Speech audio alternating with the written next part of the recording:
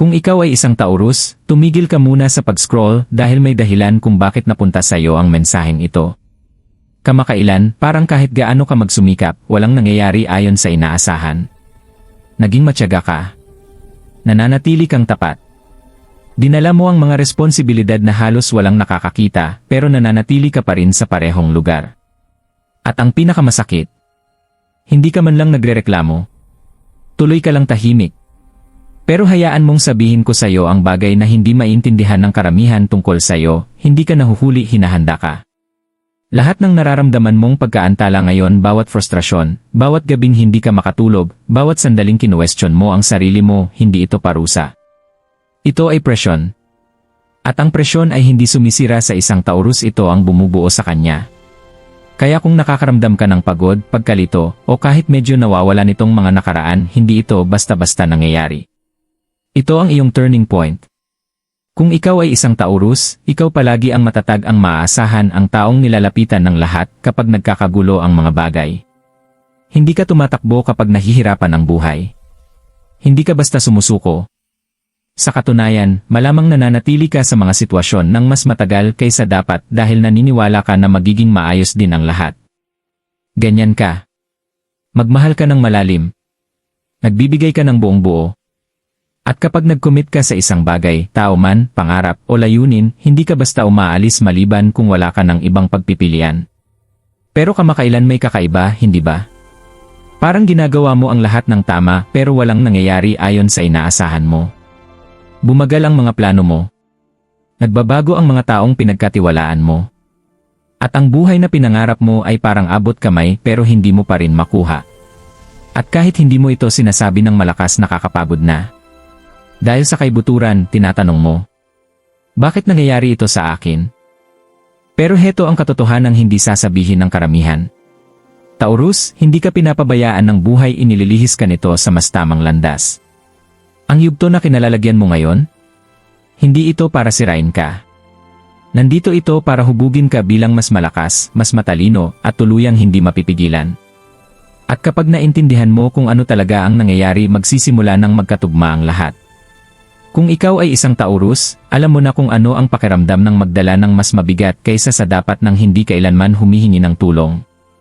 Ikaw ang taong inaasahan ng iba. Ang nananatiling kalmado kapag ang lahat ay nagkakagulo. Ang patuloy na lumalaban kahit pagod ka na, kahit nasasaktan ka na. At ang nakakaloka pa, iniisip ng mga tao na palagi kang malakas. Hindi nila nakikita ang mga gabing sobra kang nag-isip. Hindi nila nakikita kung gaano karami ang isinakripisyo mo para lang manatiling maayos ang lahat. Hindi nila nakikita kung gaano kadalas mong inuuna ang iba kaysa sa sarili mo at sa huli, pakiramdam mo ay hindi ka pinapahalagahan. Hindi ka naman humihingi ng marami.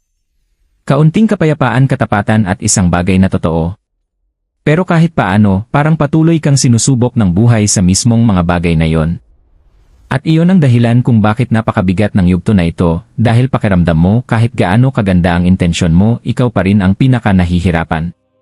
Sa ngayon parang na-stop ka sa isang paulit-ulit na cycle na hindi mo matakasan.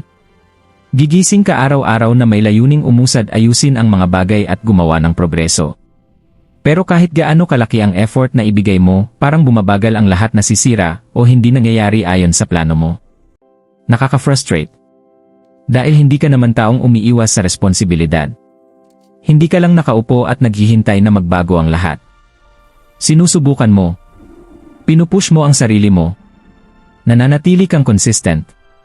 Pero nitong mga nakaraan, parang mas sinusubok ng buhay ang pasensya mo kaysa dati. At nandyan din ang bigat ng emosyon. Ang mga taong pinagkatiwalaan mo, hindi na tulad ng dati. Ang iba, lumalayo. Ang iba naman, lalapit lang kapag may kailangan. At napapaisip ka kung may tunay bang nakakaintindi sa pinagdadaanan mo. Maaaring nararamdaman mo ang stress sa pera o baka hindi sigurado ang direksyon ng career mo. Ang stability na matagal mong pinaghirapan parang biglang nagiging hindi sigurado. At sa gabi kapag tahimik na ang lahat, doon mo pinakaramdam. Ang sobrang pag-iisip. Ang pagdududa. Ang tahimik na tanong.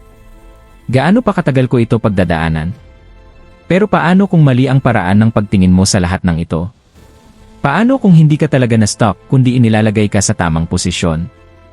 Isipin mo, bawat delay, bawat setback, bawat pagkakataon na hindi nangyari ang plano mo, paano kung hindi ito para pigilan ka kundi para protektahan ka? Taurus, ikaw ay taong nagtatayo para sa pamatagalan. Hindi ka naghahanap ng panandaliang tagumpay, gusto mo ng isang bagay na totoo, matatag, at panghabang buhay.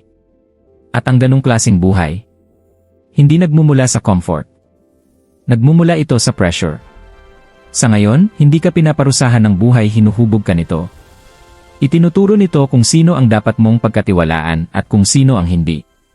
Ipinapakita nito kung ano talaga ang mahalaga at kung ano lang ang nakaka-distract sa'yo. Pinipilit ka nitong bitawan ang mga bagay na hinahawakan mo, hindi dahil tama sila para sa'yo kundi dahil sanay ka na sa kanila. At alam ko ang ganitong pagbabago ay hindi magaan. Hindi comfortable. Hindi sigurado. Minsan pakiramdam pa ay hindi patas. Pero ito ang sandaling nagsisimulang magbago ang lahat. Dahil ang bersyon mo na lalabas mula sa yugto na ito. Hindi na katulad ng taong pumasok dito. Mas malakas.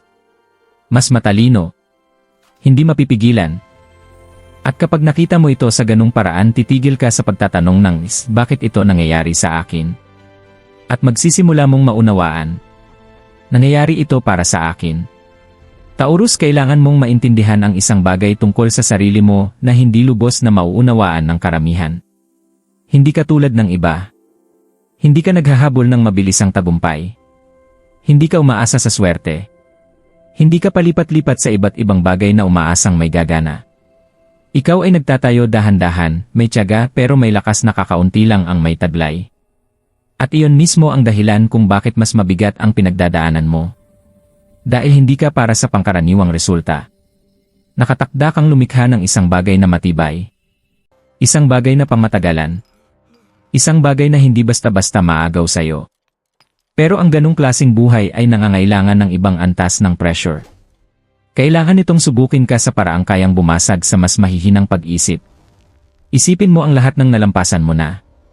Ang mga panahong nanatili kang matatag kahit gusto mo nang sumuko. Ang mga sandaling nagpatuloy ka kahit walang sumusuporta sa'yo. Ang sakit na dinala mo nang hindi ka naging mapait. Hindi iyon normal. Iyon ay lakas. At minsan, ang lakas na iyon ay nagiging pabigat. Dahil nagsisimulang asahan ng mga tao na palagi kang okay. Na kaya mong dalhin ang lahat. Na ikaw palagi ang intindi, magpapatawad at mananatili. Pero heto ang totoo. Hindi ka kailanman ginawa para dalhin ang lahat mag-isa. At ang yugto na pinagdadaanan mo ngayon? Hindi lang ito tungkol sa hirap, ito ay tungkol sa paggising. Tinuturuan ka nitong magtakda ng hangganan. Tinuturuan ka nitong igalang ang sarili mo.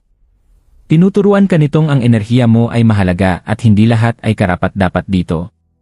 Natututo kang tumigil sa sobrang pagbibigay.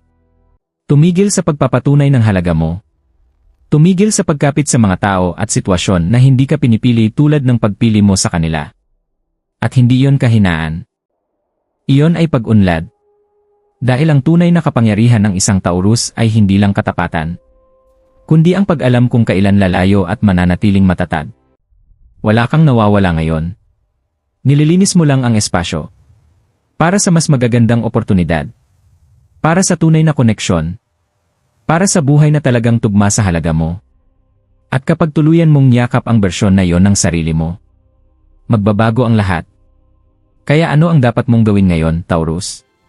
Una, itigil ang paghahabol sa mga bagay na hindi ka pinipili. Napakarami mo ng oras ang ginugol sa pagkapit sa pagsubok ayusin ang lahat, sa pagpapaintindi sa sarili mo, sa pagpapatunay ng halaga mo. Pero ang totoo, ang tamang tao, ang tamang oportunidad, hindi ka papahirapan para magkaroon ng lugar sa buhay nila. Bitawan mo ang pressure na yon. Pangalawa, protektahan mo ang enerhiya mo na parang mahalaga ito dahil mahalaga talaga. Hindi lahat ay karapat-dapat sa oras mo. Hindi lahat ay karapat-dapat sa katapatan mo. At hindi lahat ay karapat-dapat makita ang tunay na ikaw. Matutong umatras ng hindi nagigilty. Matutong magsabi ng hindi kailangang magpaliwanag ng sobra. Hindi iyon pagiging makasarili, iyon ay respeto sa sarili.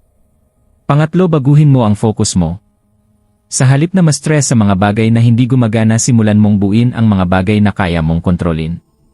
Ang mga nakasanayan mo. Ang mindset mo. Ang disiplina mo. Kahit maliit na progreso, mahalaga ngayon. At panghuli, magtiwala ka sa tamang oras mo. Alam kong mahirap. Alam kong gusto mo nang magkaroon ng linaw ang lahat. Pero ang landas mo ay hindi kailanman nilayon na maging katulad ng sa iba. May mas malalim kang binubuo. Kaya huwag mong madaliin, huwag mong pilitin at huwag mong pagdudahan. Dahil lahat ng ginagawa mo ngayon, dinadala ka nito sa isang bagay na totoo. May isang bersyon mo hindi na ganoon kalayo mula ngayon na hindi mo pa lubos nakikita. Isang bersyon mo na hindi na nalilito. Hindi na naghahanap ng validation. Hindi na kinukwestiyon ang sarili mong halaga. Ang bersyon mong iyon ay iba na kumilos. Mas kalmado pero mas makapangyarihan. Mas mahinahon pero hindi matitinag. Mas focused at sa wakas, payapa na. Ang mga bagay na nagbibigay sa iyo ng stress ngayon, hindi na yon magmamatter sa hinaharap. Dahil kung saan ka papunta ang stability ay hindi mo nahahabulin, ito ay magiging bahagi na ng buhay mo. Mahahanap ka ng mga tamang tao. Mag-aalin ang mga tamang oportunidad. At ang buhay na matagal mong binubuo unti-unti nang mabubuo ng natural. Hindi dahil pinilit mo kundi dahil naging handa kang tao para rito. At balang araw babalikan mo ang yugto na ito, ang pagkalito, ang mga delay, ang pressure, at maintindihan mo na lahat iyon ay kailangan mangyari. Bawat sandali. Dahil hindi ka nito sinira. Inihanda ka nito sa buhay na papasukin mo. Kaya kung ikaw ay isang Taurus at pakiramdam mo ay nahuhuli ka na parang hindi patas ang buhay na parang walang nangyayari ayon sa plano. Huminga ka ng malalim at pakinggan mo ito ng malinaw. Hindi ka nahuhuli. Hindi ka nawawala. At siguradong hindi ka nakakalimutan. Ikaw ay hinuhubog. Bawat delay na naranasan mo, bawat disappointment na dinala mo, bawat sandali na gusto mo nang sumuko pero hindi mo ginawa. Hindi iyon kahinaan. Iyon ay paghahanda. Dahil ang paparating sa buhay mo ay hindi maliit at hindi pansamantala. Ito ay totoo. Ito ay matatag. Ito ay tugma sa lakas na napilitan kang buuin. Kaya huwag kang sumuko ngayon. Huwag mong pagdudahan ang sarili mo ngayon. At huwag kang bumalik sa mga bagay na nalagpasan mo na. Ang panahon mo ay hindi lang darating ni. Ito ay nililikha ngayon mismo. At kapag dumating na ito, walang sinuman ang makakaagaw nito sa iyo. Manatiling matiyaga. Manatiling matatag. At higit sa lahat, manatili kang totoo sa sarili mo. Dahil iyon ang tunay mong kapangyarihan. Kung ikaw ay isang Taurus at tumama sa iyo ang mensaheng ito, huwag mo itong baliwalain. Mag-iwan ka ng komento sa ibaba at isulat, handa na ako. Hindi para sa iba kundi para sa sarili mo. Bilang paalala na pumapasok ka na sa mas malakas at mas matalinong bersyon ng sarili mo, ang taong nakatakda kang maging. At kung may kilala kang kapwa Taurus na dumadaan sa mahirap na panahon ngayon, ipadala mo ito sa kanila. Minsan, ang tamang mensahe sa tamang oras kayang baguhin ang lahat. Siguraduhin mo ring mag-subscribe at manatiling konektado dahil ang mga ganitong mensahe ay hindi basta-basta. Hinahanap ka nila kapag pinakakailangan mo sila. At magtiwala ka sa akin. Ito pa lang ang simula ng pagbabago mo.